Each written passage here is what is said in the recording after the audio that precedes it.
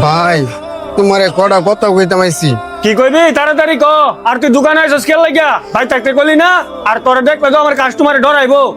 ভাই 4 দিন আগে রিস্কা অ্যাক্সিডেন্ট করছি, মাথার মধ্যে অনেক আঘাত পাইছি, হাতটাও ভেঙে গেছে গা। এই জন্য রিস্কা চালাইতাম পারি না। ঘরের মধ্যে চাল ডাইল বাজার সদাই কোনো কিছু নাই। 2 দিন পরে ঈদ, ঘরের মধ্যে আমার মেয়েটা নতুন কাপড়ের লাগি কান্না করতেছে।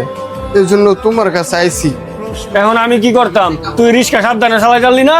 এখন হচ্ছে ঈদের সিজন, বেচা কিনির সময়। এন ডিস্টার্ব করিস না, আমার সময় নষ্ট করিস না, তুই বাইর যা। ভাই তুমি না আমার আসল বড় ভাই, আমি তোমার কাছে ভিক্ষা যেতেছি না।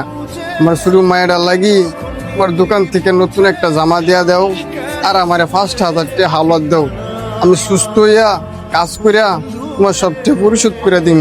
আরে রাখ তোর হাওলাত, তোর মতো রিস্কা হলার তুমি 5,000 টাকা হাওলাত দেই, তুই আমার